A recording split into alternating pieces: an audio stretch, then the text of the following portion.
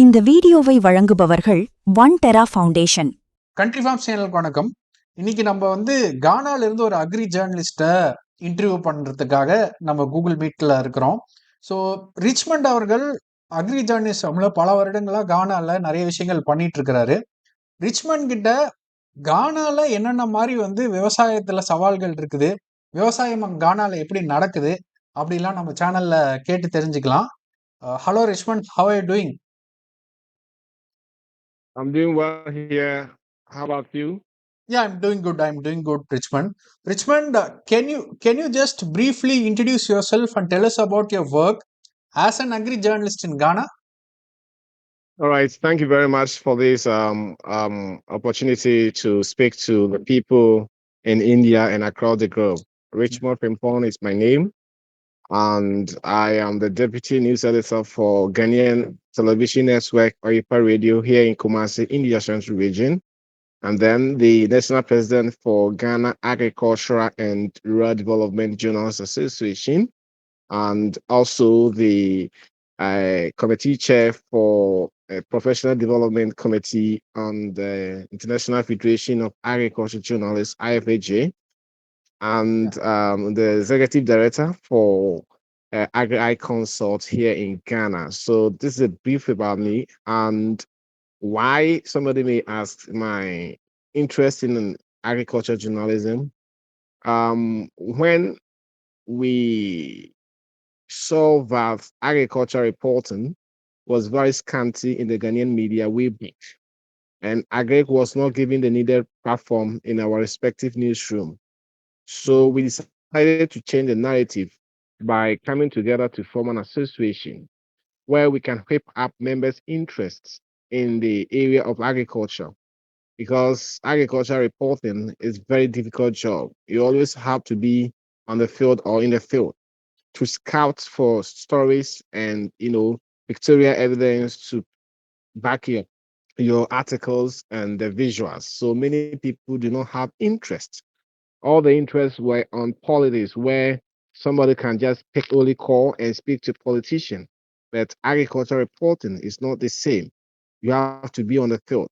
And commuting from the city centers to the village is a very, very, very difficult task because most of our farming network are terrible, and no one who has lived in the city will just, live from this comfort zone. So we decided to shift and change that narrative. And then since then, we've been doing agri reporting from 2014 till date. And I think through that path, many journalists are also taking towards that direction. And it's now giving room for more agricultural reporting in our various media space. Unlike in previously, when you even send agriculture story, it may not even get an attention in the eye of the editor. Yeah. Interesting, Richmond. So, Richmond, could you give our audience an overview about agriculture in Ghana? What is the country's major agriculture commodities and livestock sectors? Okay, Ghana, we are endowed with so many agricultural products, and let me emphasize that we grow everything here, and our soil is fertile for any agricultural product or commodity that you want to produce here. Even grapes and apple can be planted here in Ghana. Interesting. So one of the key commodities that we have in the Ghana, is in the group by cocoa or kaku. Some people say kaku, some people say cocoa. Over So here, it's cocoa called as production cocoa. Yeah. is one of the leading, commodity on the international market. Then we come to cashew. People are also doing a lot of cashew in the Bono region in the middle belts of the country. Then we have the this one uh, uh, palm plantation. Oil palm. A lot of people are doing palm plantation here. Oh yeah, and then we have the rubber plantation. Everybody People are now into rubber plantation. And then we have the food sector. We have plantain. Plantain. Yeah, Then understood. we do have cocoyam. We have yam, and then we have cassava. And then when it comes to the cereal aspect, we have sorghum. We produce much of maize, rice, and then that of cowpea, granules, and the rest. But when it comes to the livestock sector, we are doing less of cattle. Cattle. We don't produce Cattle. much. Yeah. Although people are in it, but they don't meet the growing demand. Then we Okay. have the piggery, Richmond, sorry the to piggery interrupt you. sector. Sorry to interrupt you. I've been to Ghana for almost 2 months, as you know. When I went to Accra Yeah. supermarket over there, I can see many cheese varieties over there. Mhm. I have never seen that much of cheese varieties in India itself. So I can see many cheese varieties. Where does it come from? You said that the livestock farming, especially cattle farming, over there it is pretty much less. So where does all these cheese varieties come from? So these cheese, we do import them. All of them are imported products that you saw on the various markets because we don't even produce milk, dairy milk here. The last time I checked, only one firm was into cheese milk production, daily milk production. And when I try linking up with him, he was also giving excuses that this and that. So he too is kind of um, reducing production cost and other stuff. And the state was having one, and the farms is no more.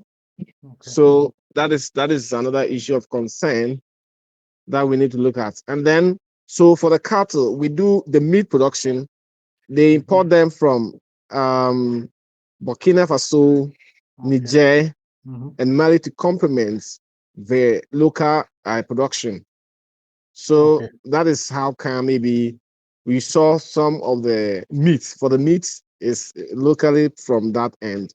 But when you talk of the cheese and other products, all of them are imported because we don't produce cheese here in Ghana. I can tell you that for a fact. Yeah, Okay. and then the another aspect of the livestock sector is the piggery. Now, a lot of people are going to piggery production. And then we have the poultry aspect of it. A lot of people are doing poultry production now. And I Okay. can tell you that if we are to do a deliberate policy on poultry alone, Ghana may stand a chance of cutting down the huge imported consumption of poultry meat from Brazil, US, and Holland. So the people are doing much very well, even if I'm to estimate where the regional data belong to the Ashanti region alone, the number of poultry farmers that I've encountered and interacted with, some are doing 250,000 birds layers. Okay. Some are doing 500,000 birds. Others are doing less than 1,000, 2,000. So we have a lot of them here. And each one is doing what is expected. And now some of them are even doing this kind of production, where you call it add value production by having the meat components for the Ghanaian market. Yeah, just that maybe the cost is a bit higher than that of the imported one. I don't know what might have necessitated that. When you talk to them, they will tell you the cost of production, and then the feed cost is also another issue of concern, and it's affecting their production. So that made ours a bit higher than the imported frozen chicken from Brazil, US, and then Netherlands. And Okay. then when it comes to the sheep component, a lot of people does the sheep, but it's not on huge commercial scale as we may have or as we may want. So that is the livestock sector. What However, about people are also doing some goat, Richmond? common. Goat farming. Goat. Yeah, goat. Yes, goat too. People are really investing in there, and Okay. I understand it's kind of a cash cow avenue. People are making cash from that sector in respect to the goat because the meat consumption is high among the populace. So it is. And then some people are also doing some kind of domestications where they are rearing these bush animals like grass cutter. Yeah. Uh, grass cutter. Grass cutter. And then the other animals, which rabbits.